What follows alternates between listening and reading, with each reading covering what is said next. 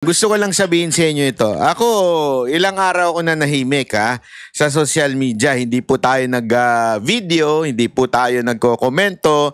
Dahil ayoko po kasing magkomento ng galing sa emosyon o yung galit, ika nga, o yung frustration. I have to really think. 'Di ba? Kailangan natin na pairalin ang ating objectivity, ang ating pag-iisip patungkol po sa nangyaring eleksyon at kung sino-sino ang mga hudas. Nako! Nako! Ayoko na. Nako, baka mamaya ingat-ingat.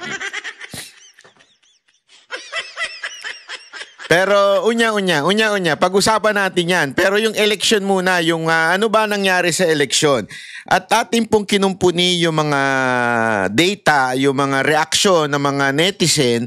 At atin po muna itong pinakinggan. Kasi sabi ko nga sa inyo, hindi tayo naggagawa ng video. Although ano po ako sa SMNI, nag-participate po ako doon sa halalan na coverage at pati sa Banateros. Dahil nga po kailangan po natin yun. Although pahapyaw pa lang po yung ating banat doon. Antayin nyo yung etong banat na to. Magigimbala naman ang social media. Mahahati na naman. Naku po, bakit mahahati? Sabi nga, alam mo, ang buhay, ang tunay na ang katotohanan, ika nga, it's a double-edged sword. Yan po ang definisyon ng banal na kasulatan. Bakit double-edged sword yung ano? Kasi nga, dito mahahati yung mga damonyo at saka yung mga tunay na may pinaglalaban. At mahati rin dito yung mga panay pangako lang at sa totoo lang gusto lang maposisyon. Nako! Shit! At yung talagang gustong maayos ang sistema ng ating bayan. Ayan. Pag-uusapan natin yan maya-maya. Pero abang-abang kayo hanggang dulo ito. Naku po, malupit po ito. Sinasabi ko sa inyo. Ay, abang-abang lang tayo dyan. Anyway, ito po muna pag-usapan natin itong mga kandidato na nanalo. Pero linawin ko lang po muna. Baka kasi i-misinterpret tayo ng ibang mga ulul dyan at sabihin, hindi kasi bitter lang kayo kasi natalo ang Duterte. Yung ibang Duterte, natalo si Pastor Kibuloy na inyong kinakampanya. Hindi hindi. Sa totoo lang, hindi natalo. Una-una, kumbinsido ko na talagang merong malawakang dayaan na nangyari, pre-programming, ika nga. At hindi lamang po yun, meron po talagang kademonyohang ginawa itong lintik na gobyerno na ito. At pangalawa, kahit matalo, hindi ang natalo yung mga kandidato. Ang natalo yung mga botante. Bakit kanyo? Kasi itong mga kandidato, tuloy-tuloy lang ang buhay nito mga ito.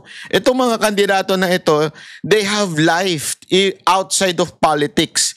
They can live sabi nga, comfortable life. Kahit hindi po sila manalo. May mga trabaho mga abogado, marami ho. Ang talo tayo. Tayo mga botante na hindi naniwala at tayo mga botante na nagpalinlang sa propaganda. Tayo ang talo. Bakit? Kasi ang binoboto natin yung mamumuno sa atin . Ang binoboto natin ay yung aayos ng ating bansa at gagamit ng ating pera. Masakit to. Ako kaya nga alam mo, suggestion ko sa mga kababayan natin, magbayad po kasi tayo ng tax. Para ramdam natin pag may mga putang inang mga gobyerno, nasa gobyerno na lumulustay nito. Ako hindi ako nabibiro kasi yan po ang aking kabilin-bilinan sa aking mga staff at aking mga abogado. Siguraduhin nyo na tama ang binabayad at maayos tayo. We are para bagang hindi tayo nagfi-fail, 'di ba, sa pagbabayad ng tax. Siguraduhin ninyo. Masakit sa akin pag nire-remind nila ako, share. Quarterly tayo ito bayad. Alam nyo kung bakit ko ginawang quarterly yun? Kasi pwede mong gawin ng one time, big time Quarterly to remind me that this fucking government is spending our money. Yan ang katotohanan. Aside from the income tax that we are paying, may mga tax pang nakasingit sa ating sahod, sa ating binabayaran sa gasolina, sa mga produkto. So masakit po talaga mga kababayan na ibigay itong tax natin, pinaghirapan natin, dugo at pawis, ibubulsa lang. Hindi lang po yun ibubulsa, ipamimigay pa sa tamad. Pasensya na, katotohanan po ito. Kasi marami dyan na sa totoo lang, umasa na sa ayuda. Hindi na nagtrabaho. Anyway, may ayuda naman kami. Di ba? Yan ang katotohanan. Nako, kaya nga alam nyo, every time, masakit po, kaya dapat po tayong magsalita. Pag meron pong mga government official na lumalapastangan, ika nga, sa tax ng bayan. Kaya ang talo dito talaga po ay hindi yung mga kandidato. Dahil yung mga kandidato, tuloy lang ang buhay niyan. Comfortable ang buhay niya mga yan. May mga trabaho yan. Ang tatamaan dito ay yung mga tayo yung mga ordinaryong Pilipino, tayong mga mamamayan na kinakaltasan ng tax at masakit sa atin yun. Tayo ang tatamaan. Bakit? Yung mga nilagay natin magnanakaw. Kung hindi man magnakaw, hindi iimik pag may nagnanakaw. Naintindihan na natin. Sige, sabihin na natin itong mga kandidato na nanalo. Hindi po sila magnanakaw. Pero ang problema ko, hindi sila umiimik pag ninanakawan na tayo. Anong tawag mo doon mga kababayan? Halimbawa lamang. Ito simpleng-simple. Meron tayong cellphone. Usong-uso ngayon yan. No? Yung may napanood ako, yung sa jeep, winarningan na siya ng driver. Sabi, yung cellphone mo, itago mo! May mga snatcher dito. Nagalit pa yung babae. Napanood ko to sa TikTok, nagalit pa yung babae dun sa sabi niya parang ba't ka nangingialam? Something like that, okay? Tapos yun na nga, biglang yung katabi niya pala na hindi mukhang snatcher kasi malusog Di ba usually mga snatcher payat, yung mga humuhumpak-humpak. Eto malusog So, biglang kinuha yung kanyang cellphone, tas iyak siya ng iyak. Alam mo, kunwari nangyari sa atin yun, may cellphone. Tapos meron tayong nakitang pulis. Sabihin mo, Mamang pulis! Kasi alam mo naman sa Pilipinas kahit hindi sila involved, sumisigaw siya, may nasusunog, hindi, sandali, bahay mo ba? Hindi, nakikisigaw lang. O kaya pag may binubugbog, asawa mo may binubugbog, hindi, nakikisigaw lang, bakit ba? O di ba, ganun lang. Halimbawa yung cellphone natin ang kinuha, di ba? Tapos sasabihin natin, Mamang pulis, yung cellphone ko, inis nuts! Sabi ng Mamang pulis. Tapos, ngayon, ano? Trabaho mo yan, di ba? Mas marunong ka pa sa akin. Sino nagsabi? Bilang gano'n ang hirit. Music clear, no? Sino nagsabing trabaho ko yan? Asan sa batas siya? May ebidensya ka? Halimbawa lang, gumanon yung pulis. Di ba magagalit tayo? Tama, mali. Magagalit tayo. Sasabihin natin, anak naman ng weting tong pulis na to, hindi niya ginagawa yung trabaho niya.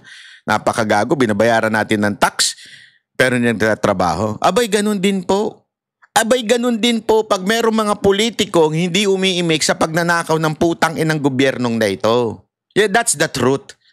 In a bigger scope. Yun yung sa baba. Di ba naiinis na tayo pag walang ginawa yung pulis?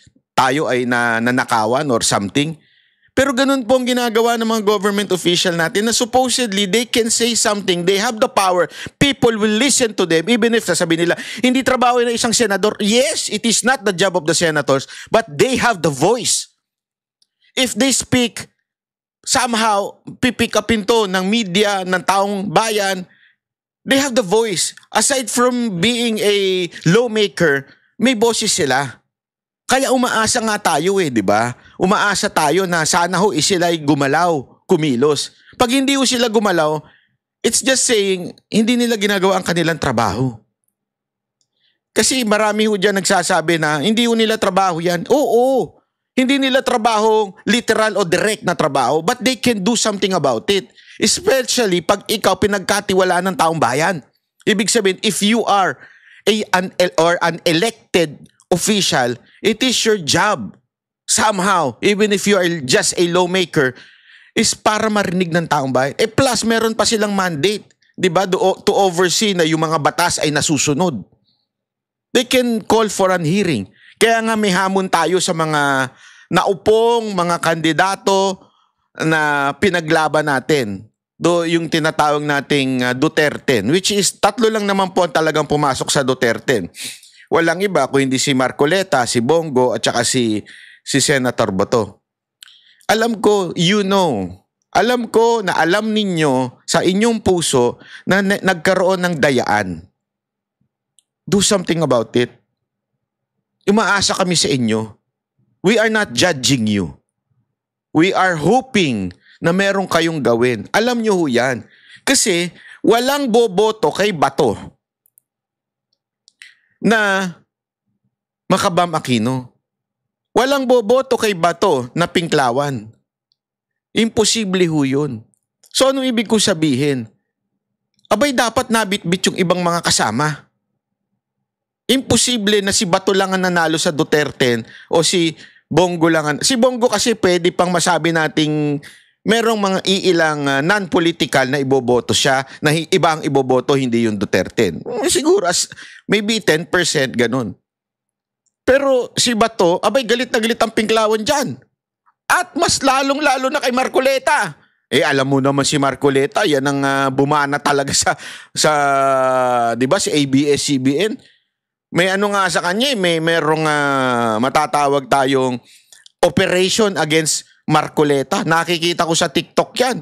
Talagang galit na galit sila kay Marcoleta. Kung galit nila 7 kay Bato, kay Marcoleta 10 ang galit nila. So imposible ho. Yung nakuhang boto ni Marcoleta, imposibleng hindi makukuha ng iba ng mga kandidato ng Duterte. That's impossible. So anong ibig ko lamang pong sabihin, mga kababayan? Meron kasi, alam mo, upon watching all the news, meron niya ako nakita doon sabi doon kung siguro dikit yung laban, I mean, less than 1 million ang mga sumunod after the 12. Pwede pa siguro natin matanggap. Pero hindi Hindi less than 1 million, more than 2 million, more than 3 million, yung mga kasunod na Duterte na. Napaka-imposible po. Actually, more than, mga 5 to 10 million. Napaka-imposible na po nun. Kasi naglalabasan ngayon yung mga boto sa Mindanao. At sa boto sa Mindanao, pasok lahat ng Duterte. Visayas, ganun din. Pasok lahat ng Duterte. Kaya nga, siguro mas katanggap-tanggap kung 1 to 15 or at least 1 to 18, nandyan pumasok yung mga Duterte. Matatanggap natin 1,500,000, 2 million, max. Nandun yung Duterte, yung lamang nung 12. Hindi More than. We all know na merong hanky-panky na nangyari. Plus, mga kababayan, meron tayong ipapakita na ito'y mismong data po sa sa social media na hindi sa ata ito I think it was GMA na naglabas po nito. Sorry. Pero ito'y official hindi to sigurado tayo kasi dinoble check natin to. Ito po'y official na galing po sa COMELEC na ito po yung nangyaring trend. Nasabi ko nga, naku po, halatang halata. I mean, ini-status ko to po sa Facebook. Kung maaari nyo pong puntahan sa Facebook, ini-status ko po ito.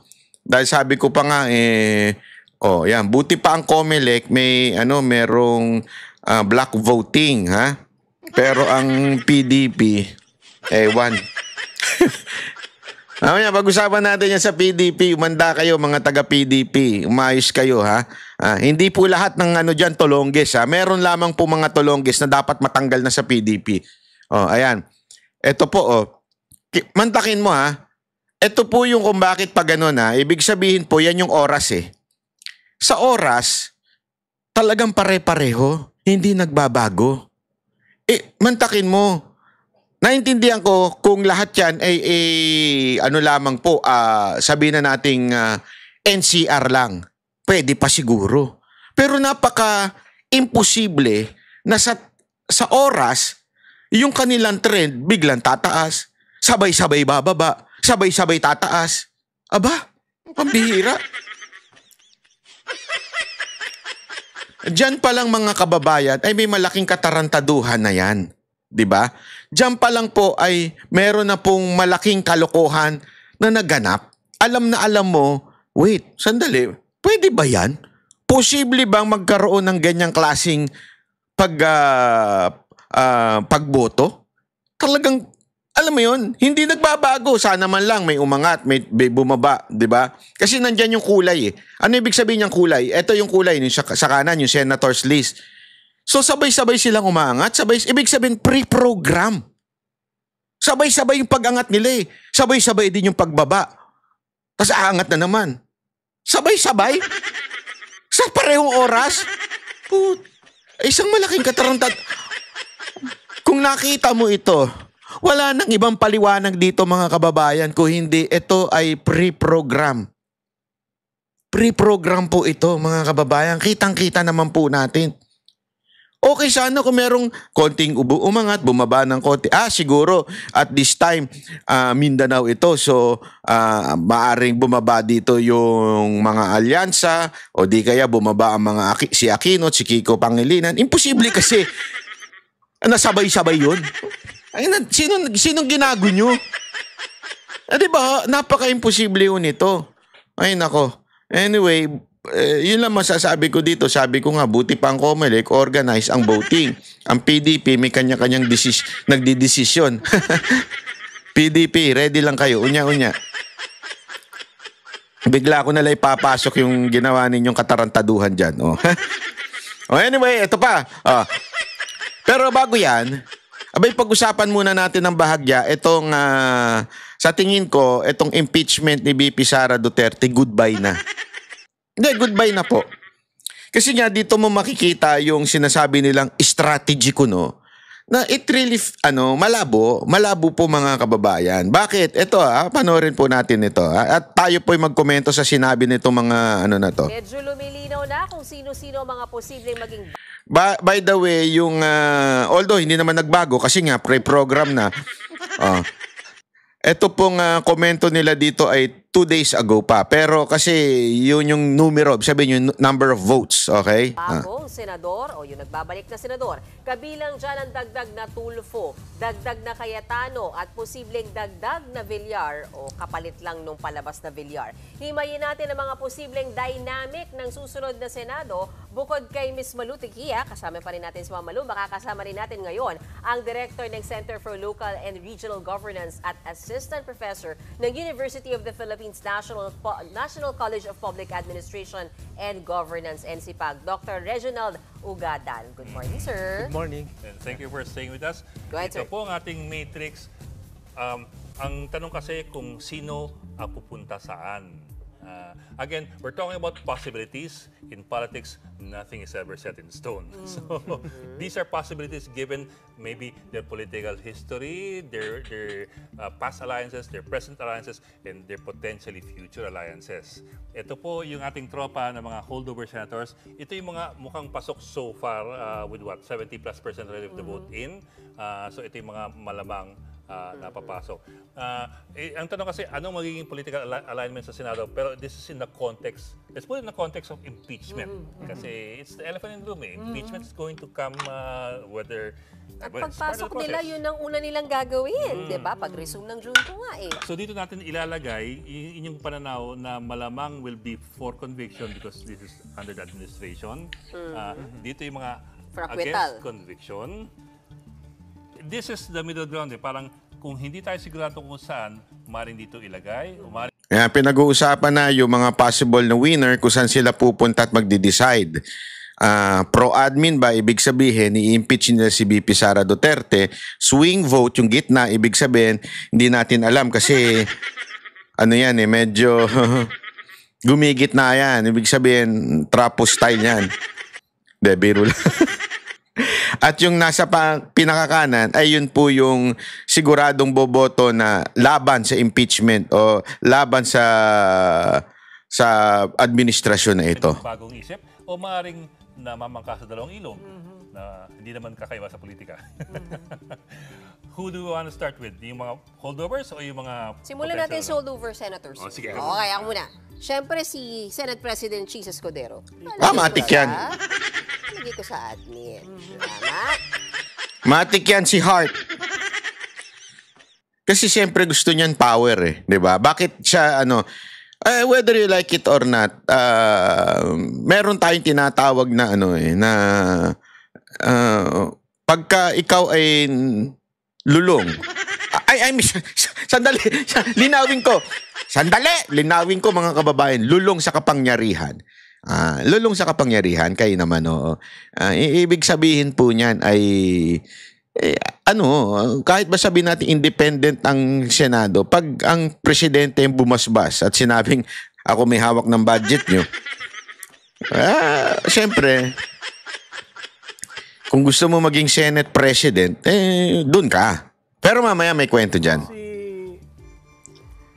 Sa antay. Yes, tama. Dahil Sara Duterte, tama po ba? Hindi, at saka may shared sila yung sa tatay niya na na-impeach. Si Okay. Si Erap talaga. At saka, si Erap, yung kanilang pamilya, medyo maka-BP Sara Duterte talaga yan. Ever since, di ba, kung matatandaan nyo, in-endorse din yan ni BP Sara Duterte noon. At although, ito'y close din sa pamilya Marcos, si Erap, pero tama yung sinabi ni Ma'am Tikia na merong may similarity what would happen to their father na na-impeach noon at dito po kay BP Sara Duterte na I think they understand what is itong mga pangyayari na ito. What about Cayetanos? Sa antay-admin. Antay-admin. Obvious naman yan. Nagsalita na nga yan di ba? Yan po ay, kasi yung iba dyan na mga anti-Cayetano, ayaw nilang tanggapin na kaalyado ni Pangulong Duterte yan. Yan ang tahimik lang yan, pero kita nyo naman, si Pangulong Duterte walang sinabing masama dyan, pero kay Marcos sobra. Hindi kasi, pasensya na, yung mga nagsasabi lang at galit na galit kay Cayetano, yan lang naman yung mga nag-Marcos noon eh. Pero kung pag-uusapan si Duterte, kung talaga Duterte. Okay. Sir, ako gumagawa. Tatlo lang kailangan para ma-quit. Walo. At least nine. Dagdag dun sa yes. sa anim na Yes. papasok na mukhang... Sige na, ang daming satsat eh.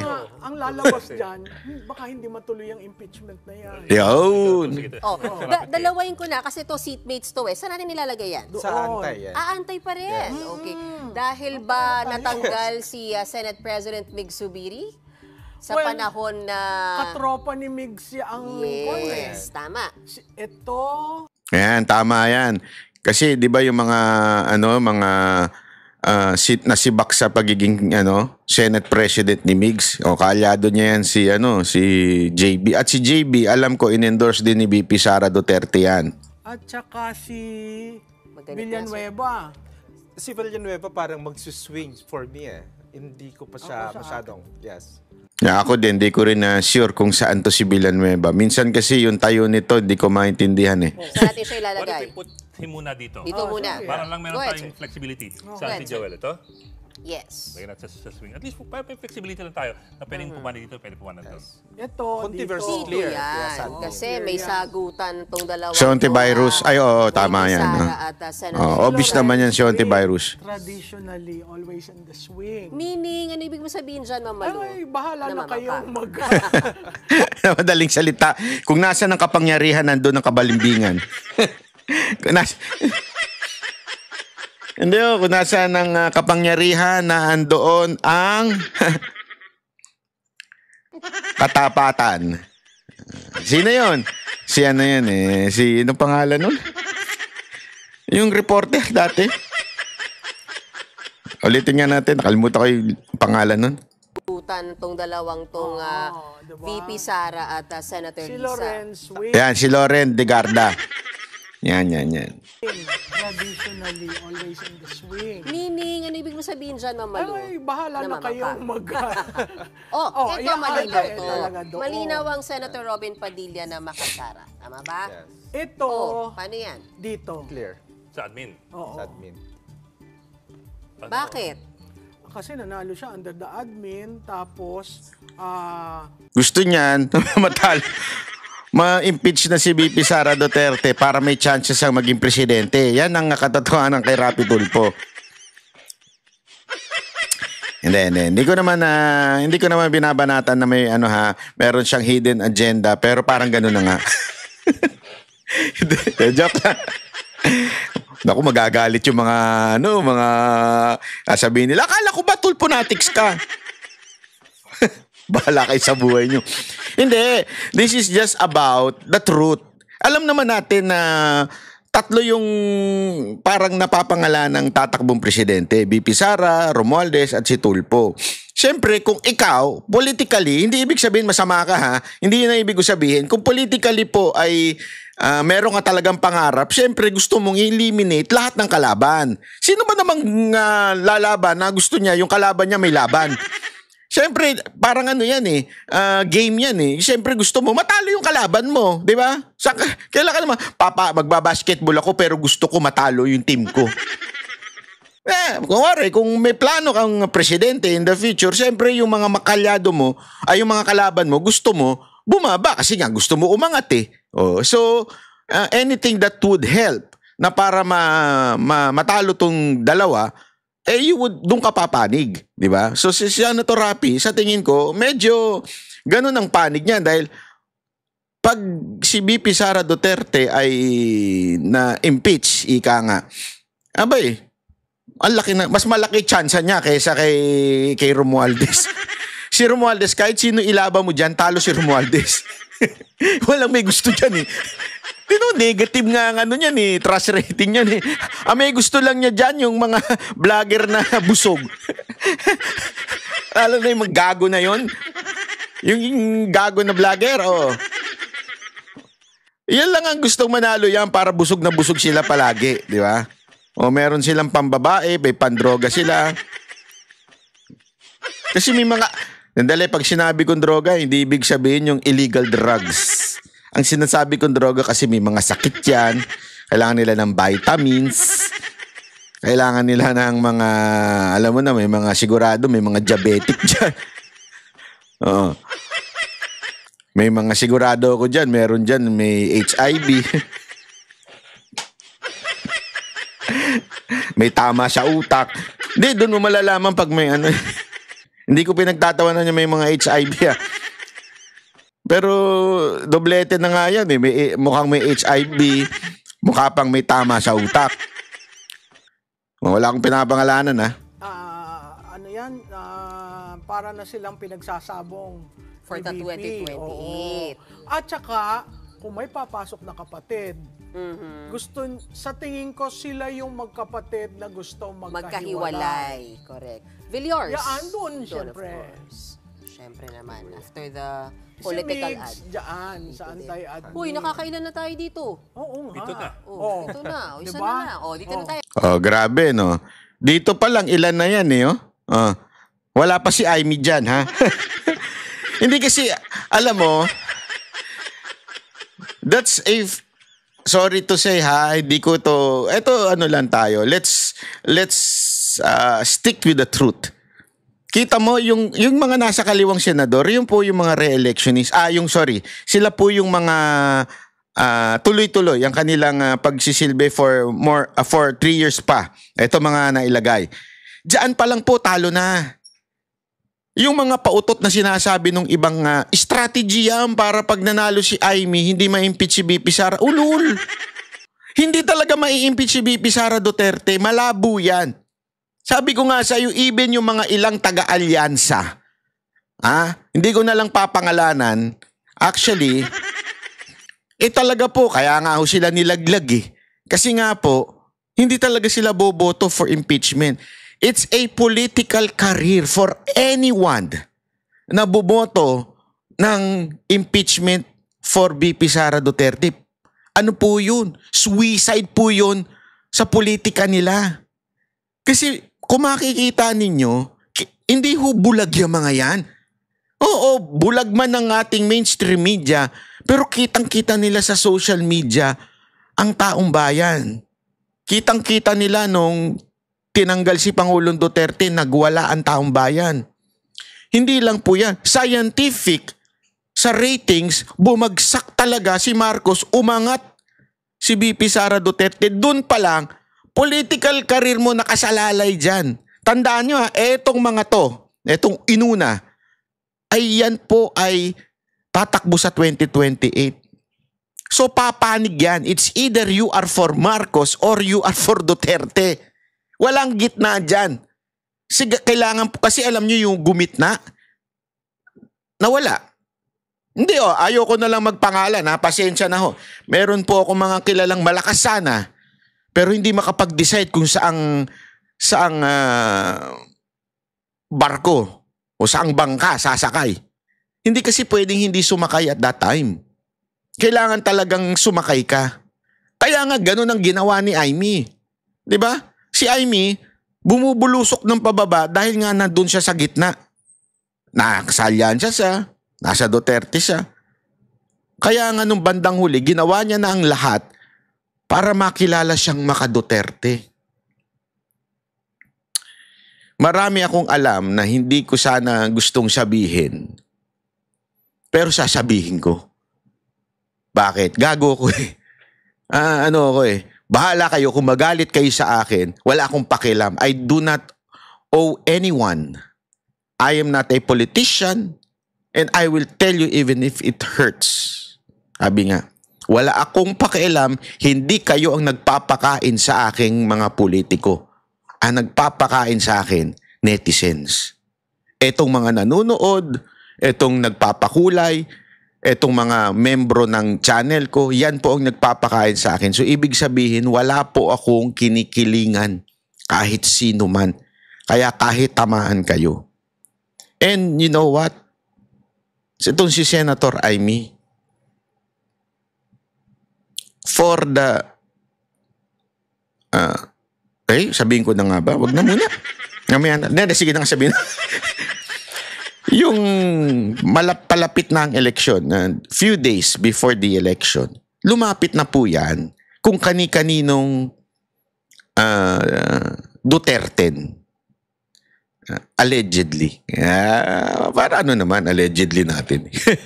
Allegedly. Pero lumapit na po siya para talagang pumanig sa Duterte. And walang kumagat sa kanya. Wala pong kumagat sa kanya. Doon sa Duterte na, wala. Kasi nga, sama-sama sila dyan Sama-sama sila sana. Sama-sama po silang aangat, sama-sama po. Kaya nga black ang kanilang Duterte talaga hanggang dulo.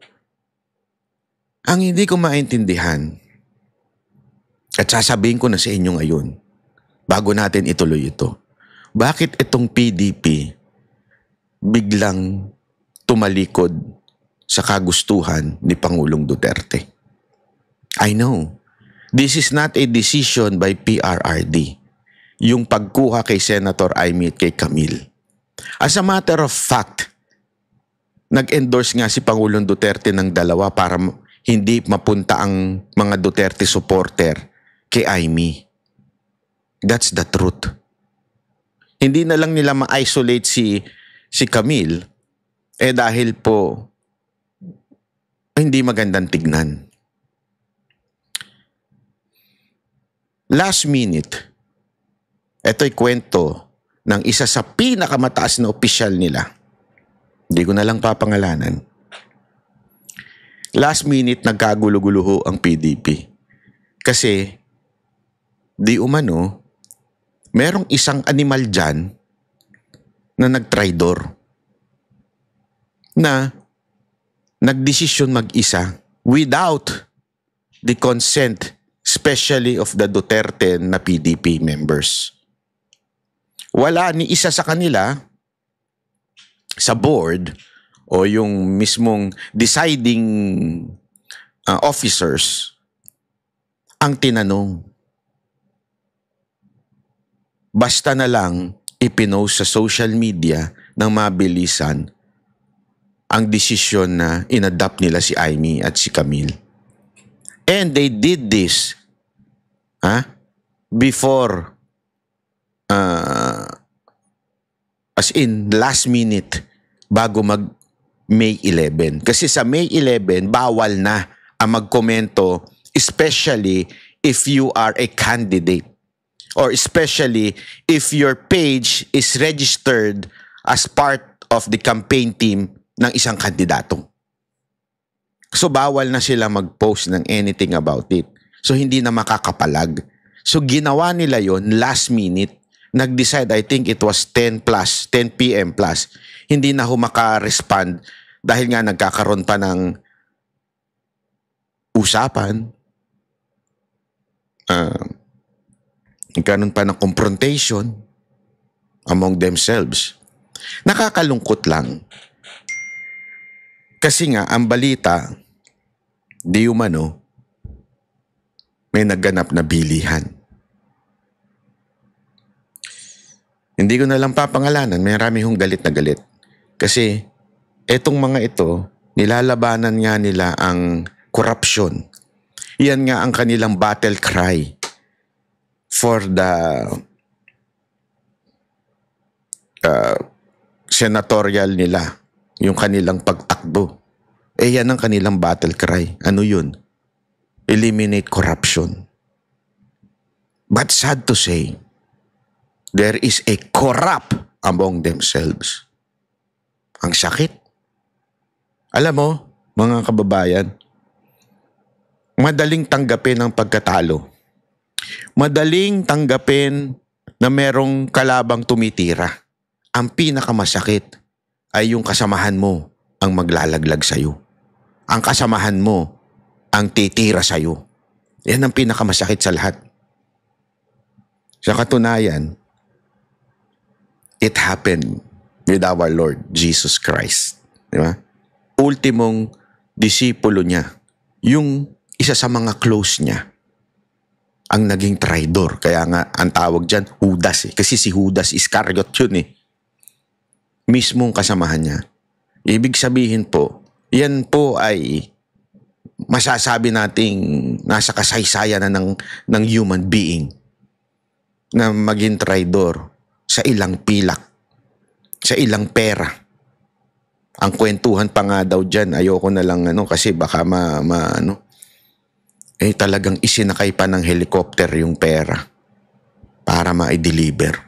Nakakalungkot yung mga ganyang kwentong naririnig natin. Always alleged po ito Ito po sana PDP hindi ho ito totoo. Kasi lalabanan nyo korupsyon. Tapos among you there is a corrupt person o persons. Di ba? Bakit? Ang sakit. Paano magbabago bayan mo? Kung yung inaasahan natin sanang magbabago sa bayan ay corrupt din pala. Di ba? Ang pangit. Kasi sa totoo lang, that last minute is very crucial doon sa mga, di sana, kayo na lang tumingin sa survey. Kayo na lang tumingin sa resulta. Merong nasa babae na maaari sanang manalo instead of this endorsed by PDP.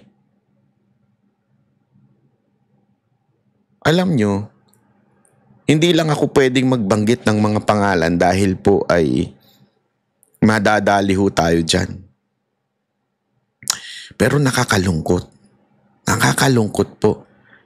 Kasi kung alam nyo yung impormasyon na alam ko, dyan po kasi nagkakalokohan nagkakabayaran. Alam ko na po yan. Bakit? Kasi po, kahit po ako, involved po ako sa politika somehow, dito sa pagtakbo ni Mocha. The same shit happened.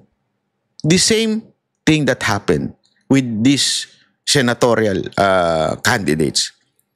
Itong nangyari kay Mocha, for the past few days and weeks, consistent 2 and 3 ang survey ni Mocha bilang councilor ng 3rd District. 2 and 3. 2 and 3. Lagi siyang second and third. 6 ang konsihal. Kino-congratulate na nga po siya eh. Sinasabihan na siya ng mga tao doon na congratulations mo ka, talagang sure na yan, 2 and 3 ka. Tapos biglang dumating pa yung endorsement ng Iglesia ni Cristo. Mas lalo. Sabi nga, inaasahan na mag-first siya. Inaasahan na yun. It's either first or second lang siya, District 3. But there's a story, last minute, na nagkabilihan ng boto.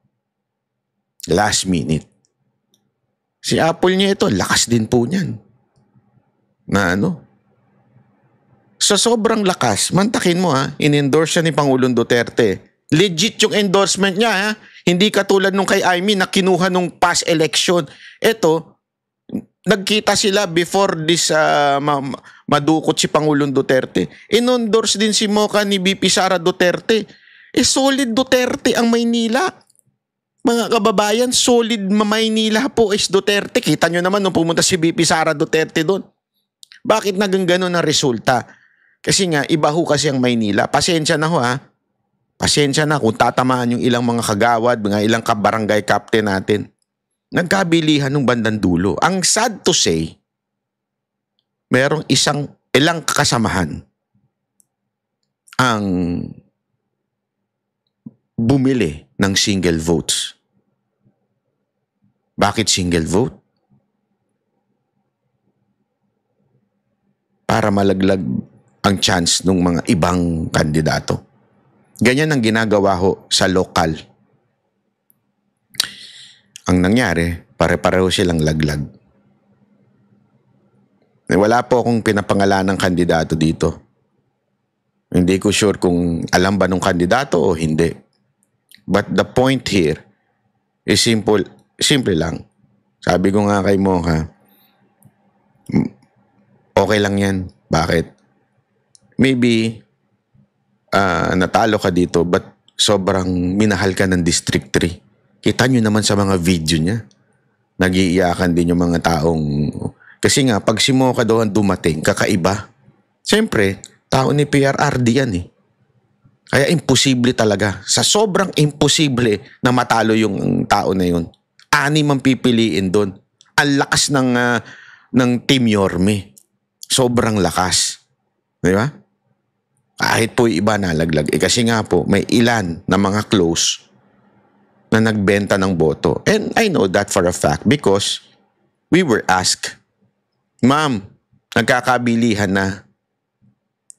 Kailangan nyo maglabas ng ilang milyon para lang siguradong hindi kayo iwan. And tinanong ako ni Mocha last minute, papatusin niya ba yun? Ano ba ang gagawin niya? Humingi siya ng payo. Sabi ko, simple lang. If you do that, you just fail. If you do that, nagpakain ka sa sistema. Ano pa ang ipaglalaban natin? Nakain na tayo ng sistema. Diba? Magalit na po kayo but yung sinasabi nila, huwag kang masyadong yung idealism mo, huwag masyado. It's okay. Bakit? Yung position, mawawala din yan eh. Pero yung prinsipyo, hindi mawawala. Pag namatay ka, maalala ng tao, itong tao na to, may prinsipyo ito. Kesa naman, maalala ng tao, itong taon to, nagbenta to ng prinsipyo niya, pero at least, konsyal siya, o at least congressman siya, o at least senador siya. Aanuhin mo yun, pagpunta mo ng langit, tatawin ka ba ng Diyos, ano ka, senador, congressman ka ba, o councilor, ano posisyon mo sa gobyerno? Hindi. Ang tatanong, nagbenta ka ba ng prinsipyo mo? Sumunod ka ba? Tinama mo ba yung mali? Yun po ang tanong eh. Are you a loyal and faithful servant? Hindi, ano posisyon mo? So ano ibig ko sabihin? Yung nangyari dito sa PDP na ito, na allegedly merong malaking bayarang naganap para lamang maipasok etong 2 kandidatong in-endorse nila. Ay yan ho ang bulong-bulungan ngayon sa loob. Hindi nyo madideny yan. Whether you like it or not, hindi nyo madideny na meron na sa inyong kumakalat na ganyan. At eto, walang makakapagsabi kayo sa akin na kayo ay tinanong bago inilabas siyang desisyon na yan. There was no resolution signed by officials na ito ay group decision. Wala. As a matter of fact, yan na ho ang usapan ngayon. Bakit? Kasi ang nangyayari, ang dami pala dyan na kwento na nag-aalisan yung ibang mga official because of the hocus-pocus na nangyayari sa loob. Ang sabi nga nung kausap ko, dapat ang alisin yung corrupt. Hindi yung aalis, yung may prinsipyo. Di ba? Sana nga. Ako nananawagan ako sa ating presidente ng PDP. Si Pangulong Duterte at itong kanyang, ang alam ko kasi itong si Senator Robin ang susunod sa kanya. Ako'y nananawagan sa inyo. Kayo po ay mga ginagalang ko. May respeto ako sa inyo, sobra. Meron po akong paghangang sobrang-sobra sa inyo. Senator Robin Padilla. Itama niyo ito. Itama ho niyo itong nangyaring ito. Sana ho maayos ito. Kayo po ang inaasahan namin, kayong mga PDP na nananatiling senador. Senator Bongo, Senator Bato, pakitama ho itong mga nangyari na ito. May mali, alam nyo po yan. Merong hindi magandang naganap. Bakit last minute? Ang masakit niyan, ang nalaglag yung mga malalapit na sana pumasok kung walang ganitong naganap. Ayun lang ho sa akin. Ituloy natin ito. Possible winners, go ahead, sir. So yan. Take it away. Si Bongo ba? of course. Tatanungin ko ba ito? Hindi na. Hindi na yan. Siyempre, lagay mo na yan. kaduda-duda. May 8 ka na. Yan. Si Bato. Si Bato. Ilagay ko na yung obvious na muna. Sure ball kung saan. Marcoleta. Si Marcoleta to. Aimee. Tsaka si Aimee. Si Aimee. Si Camille. Si Camille. Yan. Teka muna, ilan na yan? 3, 6, 9, 12 na. 12 na. Si Kiko baka mag-swing din muna yan. Oo, si- Yeah, si si Kiko Kiko. nasa swing. Yes. Ganon din ba si Bam? Ang nakikita ninyo? Sa tingin ko si Bam, dahil na-endorse ng iglesia, Aha. baka nandyan. Saan sa dito? Dito. Talaga? Saan tayo Oo. That's going to be a surprise, ha? Yes. Ilagay na natin kung ang consensus is swing. Di ilagay natin kung ako lang ang No. babasa dyan. I'm just saying it's a surprise. Yan, dito. Ilagay mo Yes. na yung mga alyansa sa admin kasi syempre may utang na loob. Pero si Pia sa akin, Si baka Pia, mag-aantay. mag-aantay. Dito? Agree rin ako doon. Si dating Senate President Soto ay sa admin? Swing. Sa swing. Sa swing. Agree. Kasi yan, kung maging Senate President, through the help of the Vice President. Okay. Ganda nun. Tama yun, ha? Kasi magbabalimbingan na. Ito na yung panahon ng balimbingan, eh. Ano ibig sabihin ng balimbingan? Ito na yung nagtatalo na ng barko. Kasi palubog ng todo itong si Marcos sa ratings niya. Kaya magtatalo na ho yan. Ha? Pero ako, mas sa tingin ko, ha, si Soto, mas papabor sa admin. Siyempre may utang na loob. Kaya lang kasi, malaking factor din po mga kababayan yung yung endorsement ng ICC. Nakarinig po ako. Ito dinig lang ha. Again, this is not a fact. This is just an opinion and ito'y bali-balita lamang po. Na yung mga in-endorse daw ng INC according to dun sa narinig kong isang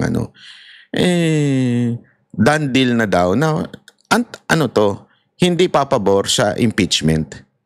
Kasi yun ang parang sabi kwento lang ito, hindi ako sure. Syempre, vocal naman po ang INC na against sila sa impeachment. That they are for peace. Di ba? They are for unity.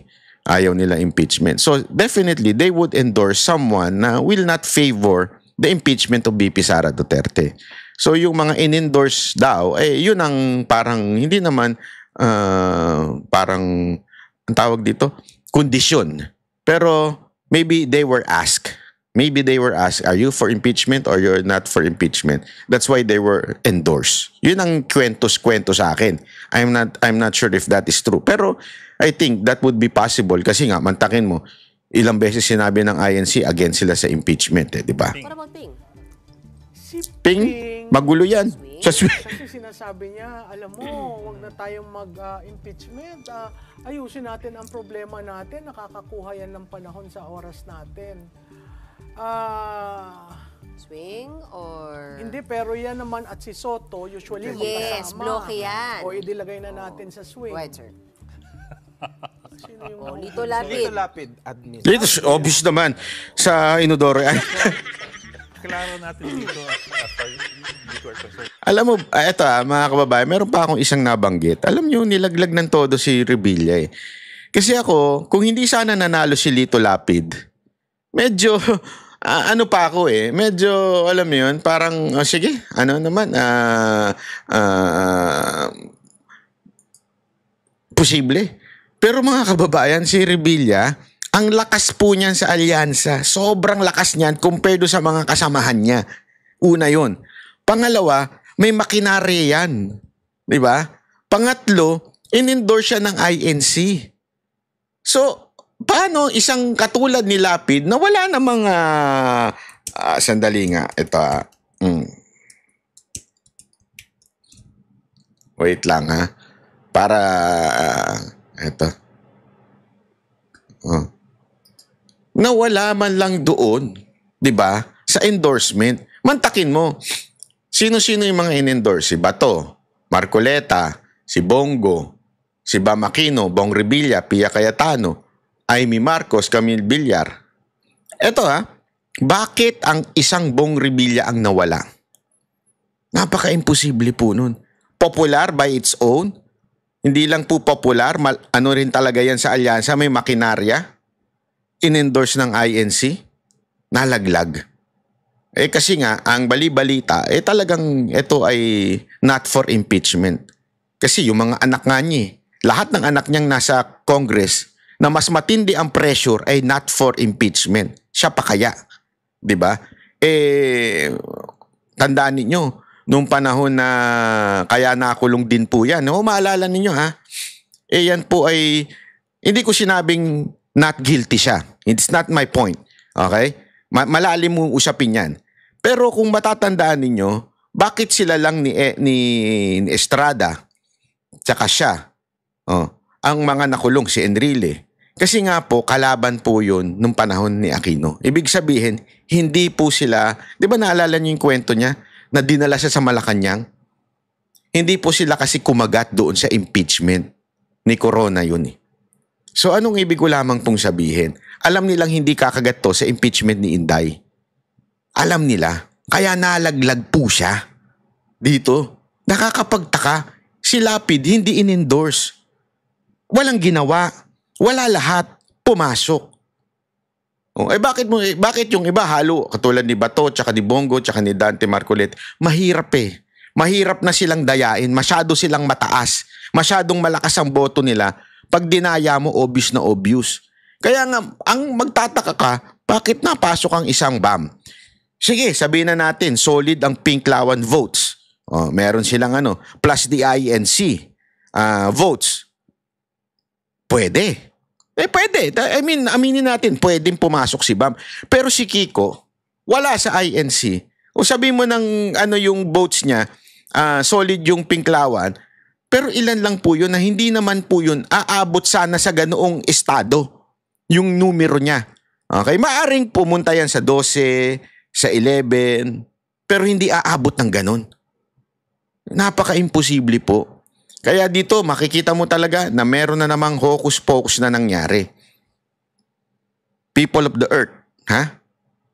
Tapos na po itong usapin ng impeachment. I don't think BP Sara will be impeached. Napaka-imposible po mga kababayan na ma-impeach.